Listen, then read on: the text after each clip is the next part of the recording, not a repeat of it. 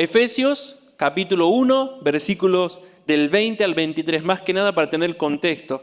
La supereminente grandeza del poder, la cual operó en Cristo, dice el versículo 20, resucitándole de los muertos y sentándole a su diestra, dice el Padre, en los lugares celestiales. Sobre todo principado y autoridad y poder y señorío y sobre todo nombre que se nombra, no solo en este siglo, sino también en el venidero.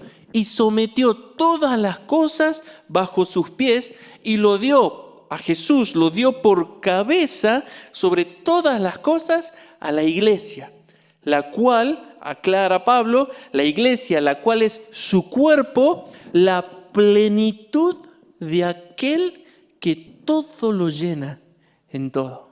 Amén. Pueden tomar asiento. Qué increíble la descripción que tiene Pablo de la iglesia. Si alguien te preguntara a vos, describime qué sentís de la iglesia, qué pensás de la iglesia. ¿Qué es lo primero que se te viene a la cabeza? Es buenísimo, no lo digan ahora, sino capaz que no salimos amigados en algunos casos, no sé. Pero, ¿qué piensan, no, de la iglesia? ¿Cuál es el concepto? No necesariamente tiene que ser un concepto malo. El problema está en que tal vez no tenemos el concepto que tenía Pablo de la iglesia, la cual es su cuerpo, dice, el cuerpo de Dios, el cuerpo de Jesús, la plenitud de aquel que todo lo llena en todo. Pregunta para que cada uno se haga en su corazón.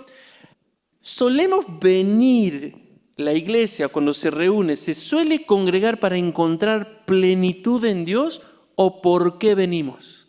Es una pregunta para que cada uno. ¿Tenemos la certeza de que en la iglesia está la plenitud de Dios o por qué vengo? Esa es una muy buena pregunta. La respuesta puede ser el porqué a un montón de cosas en nuestras vidas. ¿Por qué amargura? ¿Por qué queja? ¿Por qué siempre, llego justo? ¿O por qué siempre llego tarde? ¿O por qué a veces ya no llego? ¿Y por qué me cuesta más? La respuesta a esa pregunta que acabamos de hacer puede ser la razón de un montón de cosas que me pueden estar pasando y como solemos decir, y no sé muy bien qué es, ¿no? Pero Pablo cambia por completo, esa es la idea en realidad de esta predicación, cambiar por completo nuestro pensamiento respecto a la iglesia. Es el cuerpo de Cristo, la plenitud de aquel que lo llena todo en todo. Precioso la descripción. El domingo pasado en Pentecostés comenzamos a hablar sobre la iglesia y les dije que no estaba, si bien era una predicación especial por ser Pentecostés, no estaba separada de la serie que venimos viendo en Efesios porque Pablo ahora comienza a hablar de la iglesia. Y el domingo pasado dijimos que según Jesús en Mateo 16, 18, la iglesia es el nuevo pueblo de Dios que ahora va a vivir bajo la autoridad del Hijo de Dios como su Señor. Señor no es un título de respeto, sino que significa rey, autoridad máxima. Por eso mataban a los cristianos por decir que Jesús era el Señor, porque en ese tiempo el César, el emperador, era el Señor. ¿Me explico? No es un título de respeto, le estaba diciendo, Él es la autoridad máxima, gobierna sobre todo. Todos aquellos que confiesan que Jesús es el Hijo de Dios, que es el Cristo, todos aquellos que confiesan eso han sido liberados, dice Pablo en Colosenses 1:13, han sido liberados de la potestad de Satanás y fueron trasladados al reino de su amado Hijo bajo la autoridad de Dios, donde ahora los cristianos ya no viven para sí, sino que viven para aquel que murió y resucitó por ellos, dice Pablo en 2 Corintios 5:15, anunciando constantemente con todo lo que hacen las virtudes de aquel que los llamó de las tinieblas a la luz admirable, dice 1 de Pedro 2:9. Como lo dijo Jesús en Cesarea de Filipo, recuerdan el domingo pasado, la iglesia es su ejército.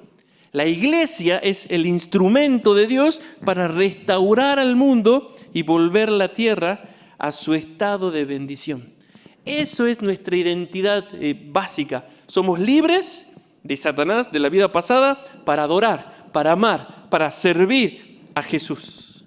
Hasta ahí es un resumen más o menos de lo que venimos viendo. Pero a los ojos del Señor, la iglesia no es solo un ejército en guerra contra las tinieblas. No estoy negando lo que dije, sino que estoy diciendo no es solamente un ejército en guerra contra el imperio de Satanás. A los ojos del Señor, ninguno de nosotros, ninguno de los que conformamos la iglesia, somos robots sin sentimientos y sin necesidad de ser amados, sin necesidad de ser contenidos, sin necesidad de ser comprendidos, cuidados, restaurados.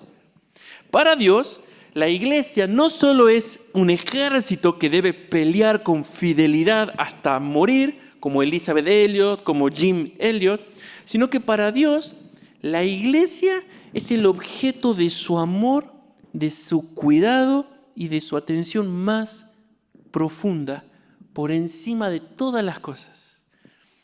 A los ojos del Señor, no hay nada más precioso en la tierra que su iglesia. Ama a la iglesia con esa intensidad. No hay nada más precioso que su iglesia. Nada. Se mira a la iglesia y la ama. ¿No? Es un poquito lo que sentimos en el matrimonio. O sea, ¿por qué me elegiste a mí? Le digo a André. ¿No? O sea, no entiendo. Gracias al Señor que tenías mal la vista y te enamoraste. ¿No? Espero que nunca te sanes completamente, porque si no, con lo que me casé. ¿No? O sea, me amó y a los ojos de ella no hay otro esposo. No hay otro como yo. Y a mis ojos ella es única.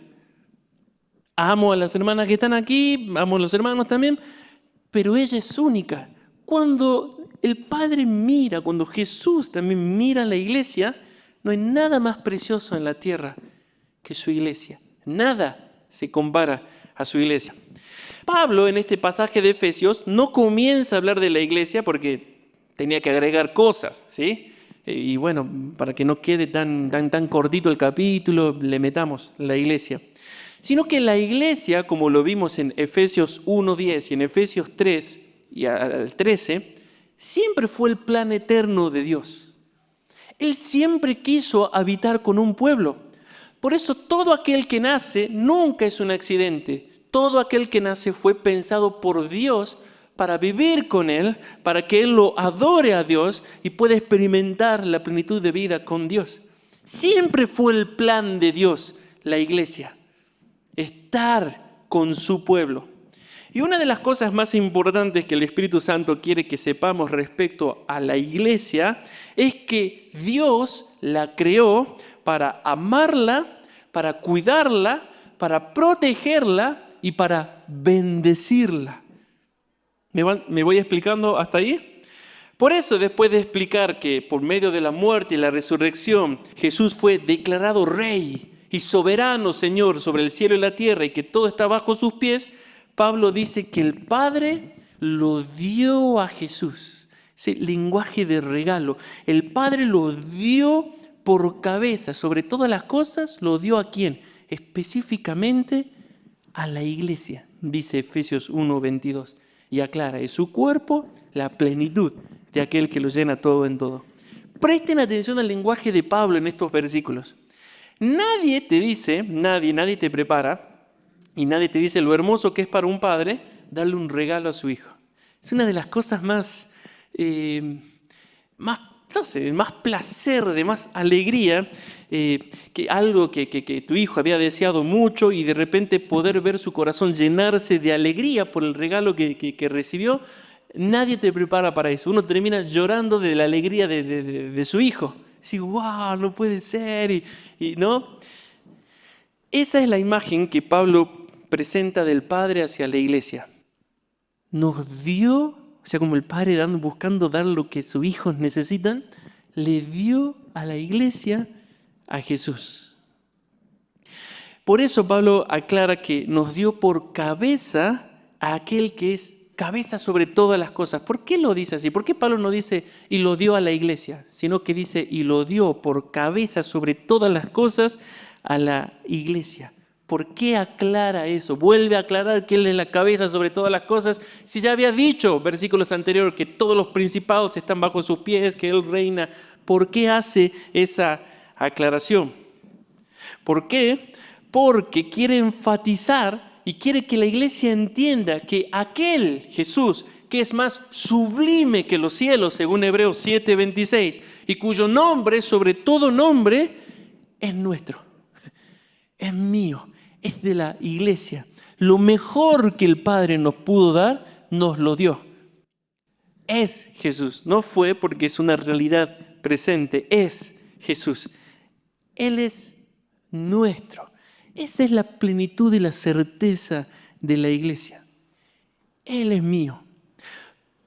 Por eso no está bien, pero varios comentaristas en la historia decían que el libro de Cantares era una imagen estaba hablando de Jesús y la iglesia, ¿no? El Cantar de los Cantares. Uno comienza a leer Cantar de los Cantares y yo no hablaría así de Jesús y de la iglesia por las cosas que dice ese libro. Pero sí lo que ellos intentaban decir es que hay una relación de amor tan profunda entre Dios y la iglesia que Jesús dice de la iglesia, ella es mía. Y la iglesia dice, mi amado es mío. Y se disfrutan, y se aman, y viven plenos. Recuerden que todo el contexto del capítulo 1 es, fuimos plenamente bendecidos en Cristo. Por eso el clímax, el punto máximo de esas bendiciones es Jesús. Al tener a Jesús, tenemos todo lo descrito en el capítulo 1. Y el Padre no lo dio por obligación. No es que el Padre estaba obligado a bendecirnos en Cristo por medio de un contrato. Bueno, que bendigo hoy a Violeta, que le vaya bien. Ya mañana no esperes que te trate bien. Soy un padre amoroso, pero hay límites en el amor, tampoco es así, Viole. Sino que no fue ese el pensamiento de Dios, sino que el Padre decidió amarnos de la forma más profunda al darnos a su Hijo. Decidió amarnos. ¿Vieron esas oraciones como, no sé qué viste en mí? Nada que uno le pueda ofrecer, sino que toda decisión de amor nació en Él. Quiero amarlos y los voy a amar. Y les doy a mi Hijo. Por eso el salmista oraba, el Salmo 73:25, ¿a quién tengo yo en los cielos sino a ti? Y fuera de ti, nada deseo en la tierra. Parece que estaba en depresión, ¿no? Como que entonces, bueno, tengo al Señor. Pero es todo lo contrario. En esta altura del pasaje, Él ya había vencido la lucha y la depresión. El pasaje comienza diciendo, estoy re mal, yo soy santo y me castigan, aquel que vive mal prospera. Pero en este pasaje Él ya entró al santuario de Dios, lo vio al Padre, lo vio a Dios, y Él dice, aquí, claro, yo peleando por estas migajas del mundo, ¿a quién tengo yo en los cielos sino a ti? Y miro la tierra y no deseo nada de esta tierra. Mi carne y mi corazón pueden desfallecer, ¿sí? Mas la roca de mi corazón y mi porción, es el lenguaje poético, se puede decir en Cantares, Él es mío, es Dios para siempre. ¿A quién tengo yo en los cielos? Al Señor. Y en la tierra, Él es mi porción. Lo amo a Él. Él es mi vida. Él es. Había una canción vieja, que no quiero ofender a nadie, pero capaz que alguno se le acuerde. Era como, eres todo para mí. Eso es todo lo que decía la canción. Eres todo para mí. Jesús, yo te amo. No, ¿nadie la conoce? ¿Alguien se la acuerda? No se hagan los jóvenes, no. Era preciosa esa canción. Sí, yo me acuerdo porque nuestro pastor solía cantar himnos así, viejitos. Y era precioso. Eres todo para mí. Y eso era todo. Y era, ¡guau! ¡Qué hermoso cantar eso! El salmista decía, ¿a quién tengo en los cielos sino a ti? Y fuera de ti yo no deseo nada en la tierra. No quiero nada en la tierra. Yo te quiero a ti. Y estoy pleno contigo. Y Pablo decía en Filipenses 3:8, estimo todas las cosas como pérdida por la excelencia del conocimiento de Cristo Jesús, mi Señor, por amor del cual lo he perdido todo y lo tengo por basura para ganar a Cristo. Él es superior a todo. Pablo es un poquito más fuerte y dice, todo en esta tierra comparado con Él es basura. No es que tu casa sea basura y tus hijos son basura y tu ropa... No. Sino que comparado con Él, Ya estoy escuchando a algunos, ¿viste? Basura, te dije ayer basura y era verdad, es bíblico. No. Comparado con él es como que, esto es basura. No, él es. Y por amor de él, lo perdí todo. Y lo hice con orgullo. Loco, yo era así, tenía todo este estatus acá, lo perdí todo y lo sigo considerando pérdida. No es que tenía nostalgia, es cuando era fariseo, ¿no? Cómo me respetaban, cómo me entraba a las casas y no me decían nada, ¿no? O sea, nada. Toda esa vida, después de años, seguía siendo pérdida para él. Porque quiero más de Cristo. Es esa relación preciosa entre el cristiano y Jesús, entre la iglesia y Jesús. Es un amor genuino que marca los límites de todas las demás cosas. El que tiene al Hijo, dice el apóstol Juan, tiene la vida. Chao. No, pero Juan, está muerto. Por eso yo les animo a que ustedes no traten mal, pero sí firmes. Si viene alguien, no, que yo soy feliz sin Jesús, y uno dice, no. El que tiene al Hijo, tiene la vida. El que no tiene al Hijo, no tiene la vida, la forma más bonita, está en la muerte. Horrible, es una vida vacía, seca, negra, oscura. Horrible. El cristiano, les mencioné el Salmo, les mencioné Pablo, les mencioné Juan, para que vean que el cristiano está completo en Jesús. Está pleno. No necesita más nada. Está pleno. Ama a Jesús. ¿Por qué vienen los domingos y se entregan? Porque amo a Jesús. ¿Sí? Sería tan ridículo eso que alguien diga, ¿por qué cuidas a tu hijo? ¿Cómo por qué cuidas a mi hijo? Lo amo, mi hijo, ¿por qué te esforzas tanto por él? O a tu esposa, ¿por qué das tu vida por tu esposa? ¿Y por qué es mi esposa? La misma pregunta, está la respuesta, ¿no? Porque es ella. Eso responde al cristiano. ¿Por qué te entregas a Jesús? Es Jesús, digamos. Sería pecado no entregarme a Él. Eso quiere decir que Él es digno. Que una vida enfocada en cualquier otra cosa es pecado. Por más que sea darle de comer a los niños de África. Él es merecedor de todo mi corazón. Eso significa que Él es digno. Y Juan, con la característica, recuerdan el apóstol del amor, dice, el que tiene al Hijo tiene la vida. Por eso Pablo dice en este pasaje de Efesios de que Jesús es aquel que todo lo llena en todo. O sea, en todo lugar donde se encuentre Jesús hay vida, hay propósito, hay plenitud, hay sentido, hay identidad. Él lo llena todo en todo. No hay vacío donde Él habita. ¿Te sientes vacío? ¿Solo? ¿Sola? Ven a Jesús. Él, dice la Biblia, es el sentido de la vida porque Él es la vida. Por eso Juan dice en Juan 1:4, en Él estaba la vida y la vida era la luz de los hombres. Y ahí está el contraste, el que está en tinieblas está en muerte.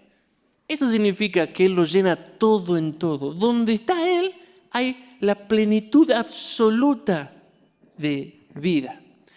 Entender esto y buscar que se haga cada vez más realidad en nuestros corazones cambia por completo, o en realidad nos da un panorama más amplio para poder comprender lo que significa tener a Jesús como cabeza o como autoridad de la iglesia. ¿Sí? Para nosotros ser cabeza de hogar, ser cabeza del matrimonio, de un ministerio, ¿qué es? Autoridad, ¿verdad? O sea, marcar, firmeza, dirigir, ¿no? Autoridad. Es correcto, pero es incompleto.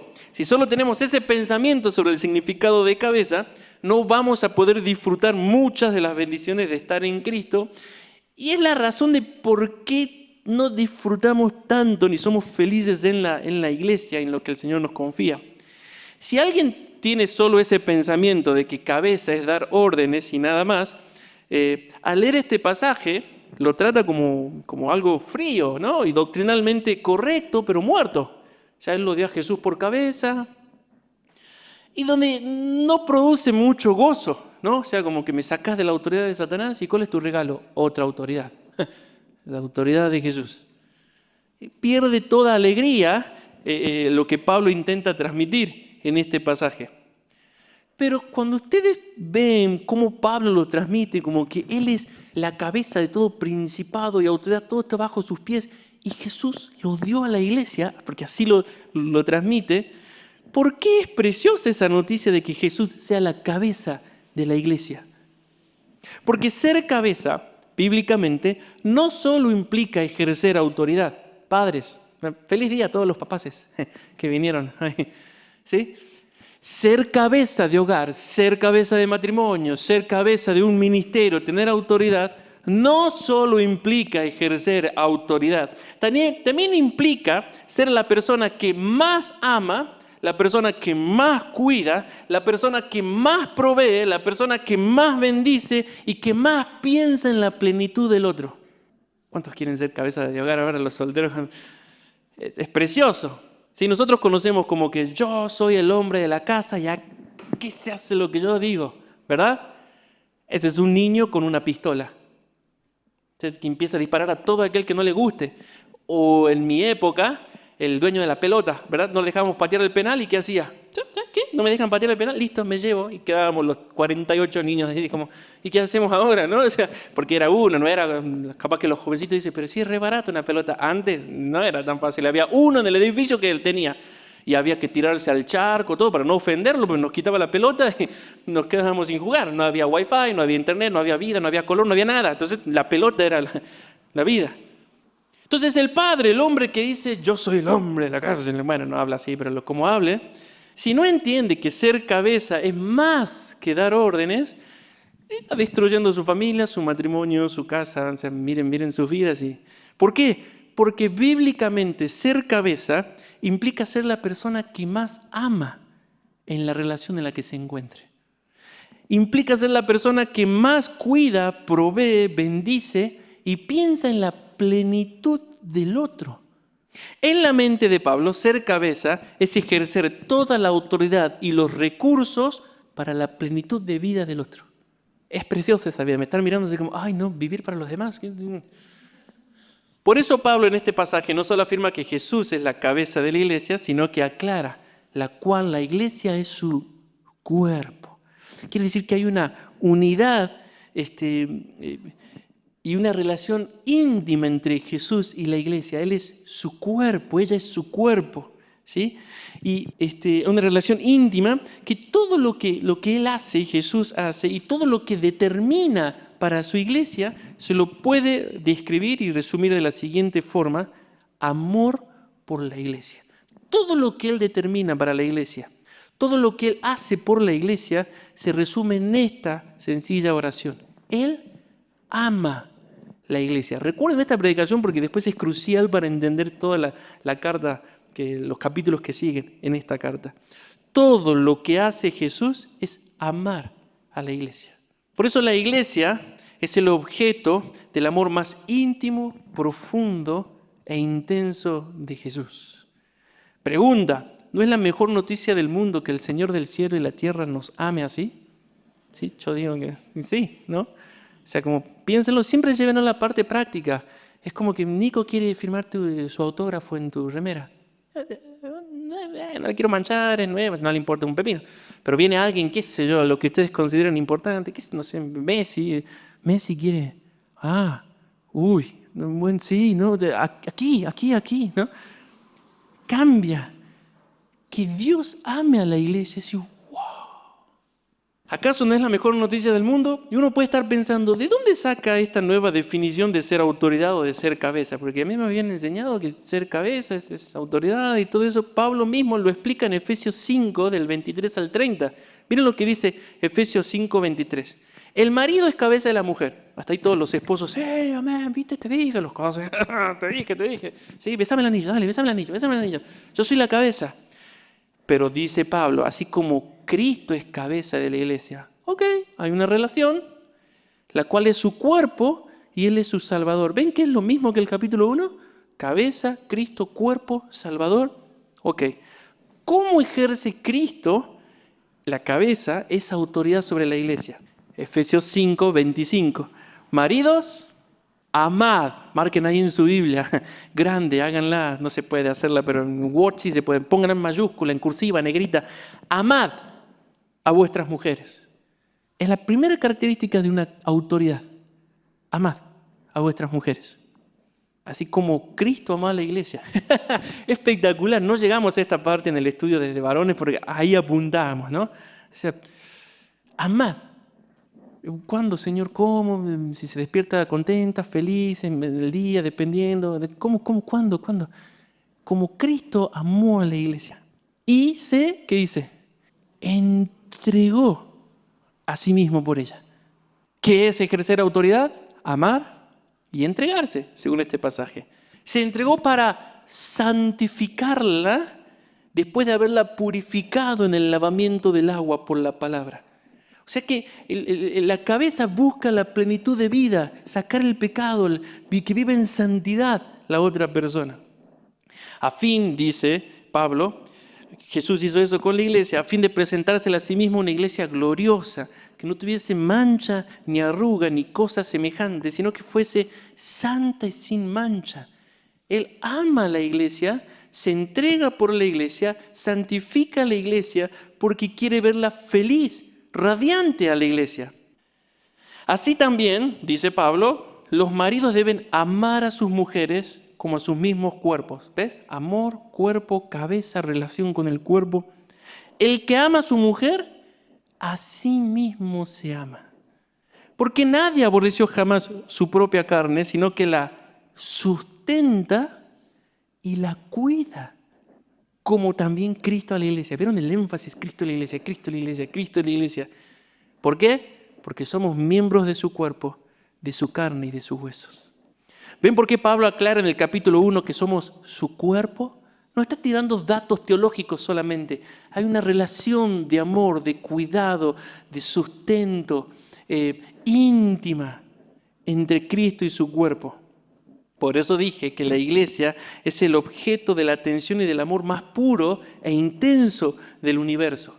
Y uno puede estar diciendo, pero se refiere al matrimonio aquí, ¿no? Dice Pablo en el versículo 31. Por esto el hombre dejará a su padre y a su madre y se unirá a su mujer y los dos serán una sola carne. ¿Ven? O sea, se está refiriendo al matrimonio.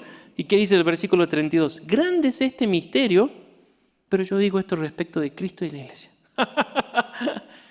Dejará el hombre a su padre y a su madre, dice el versículo 31. Lo que está diciendo Pablo entonces en el capítulo 1 es que así como el hombre deja a su padre y a su madre, yo sé que ahora ya no es tan así, está mal, pero así como el hombre deja a su padre y a su madre para unirse y amar a la esposa, de la misma manera Jesús dejó al Padre para unirse a nosotros y amarnos como a su mismo cuerpo.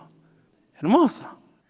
Dejó al Padre por nosotros, para amarnos a nosotros. Mira, el que está al lado decía, amarte a vos. No, mentira. Es como, wow. Dejar al Padre. Todos sabemos lo que cuesta separarnos de nuestros padres. ¿Sí? No por tristeza, pero Andrés en la primera semana lloró todos los días por separarse de su familia. No, yo, ¿dónde estaba? Llorando en el balcón. Está mal, te va una semana, vamos, dame un tiempito, ¿no? O sea, no era porque nos casábamos, sino porque la separación, ¿no? Duele. Y aquí dice, él dejó a su padre para unirse a la iglesia. Y no se avergüenza de decirle, es mi cuerpo, y la amo. Por eso la Biblia finaliza con una gran boda en donde Jesús se une final y completamente con su novia amada, con aquella por quien dio su vida y con quien anhela vivir por la eternidad. Lo dice, yo anhelo la iglesia.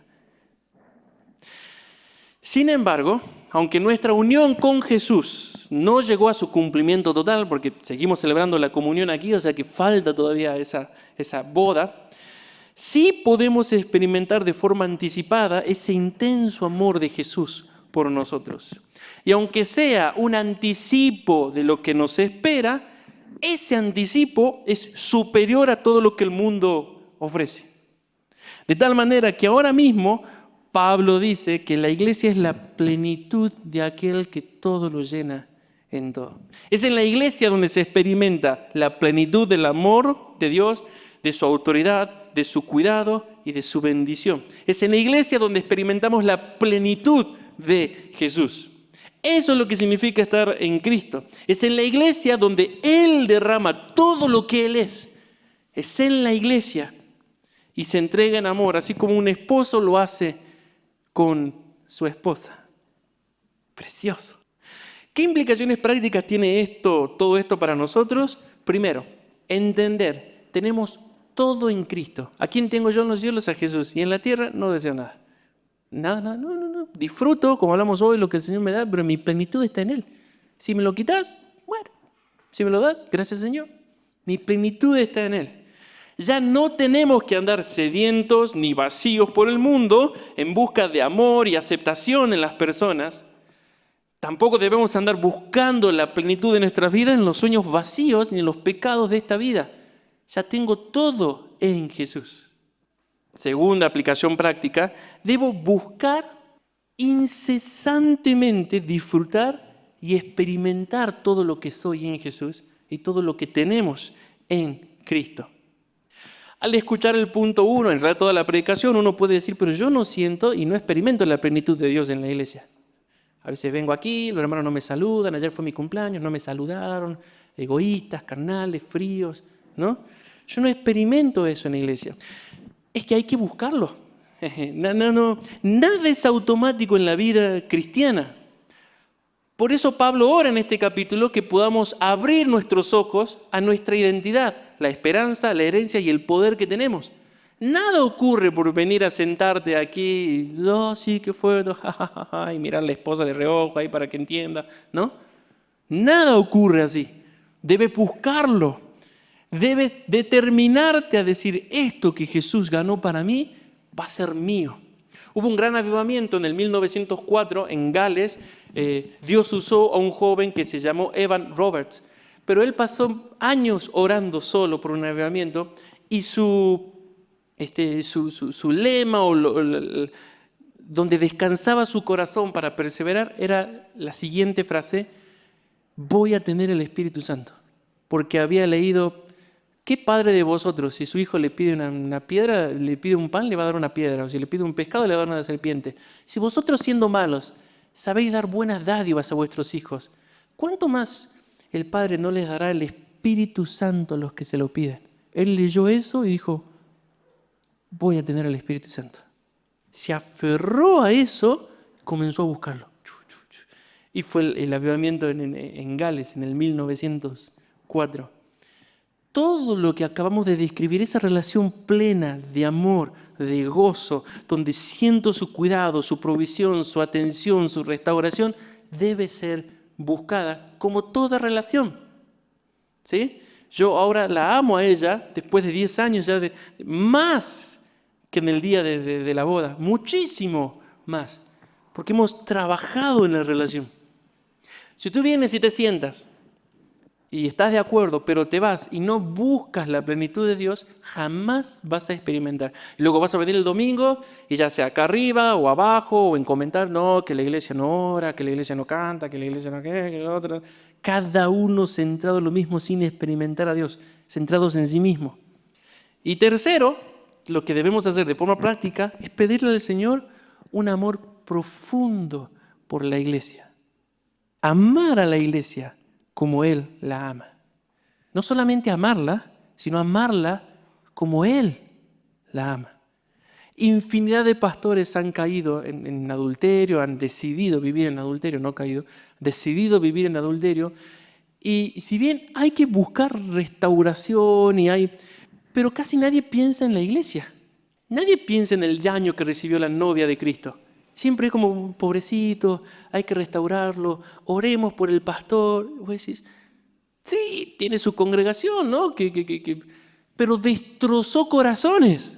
¿Nadie piensa en la novia? ¿Por qué? Porque nos hemos acostumbrado a no amar la iglesia. Es simplemente el lugar donde nos reunimos y donde me dicen lo que hacer para que salga bien.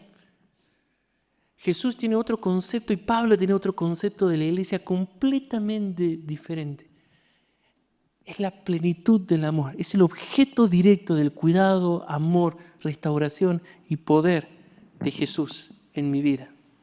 Entendiendo esto, vamos a poder vivir todo lo que vamos a ver en la carta, y entendiendo esta predicación vamos a poder comprender a mayor profundidad lo que vamos a empezar a ver el domingo que viene, que vamos a hacer un salto al libro de Hechos y entender por qué vivían como vivían, qué les pasaba, qué experimentaban ellos, qué sentían ellos.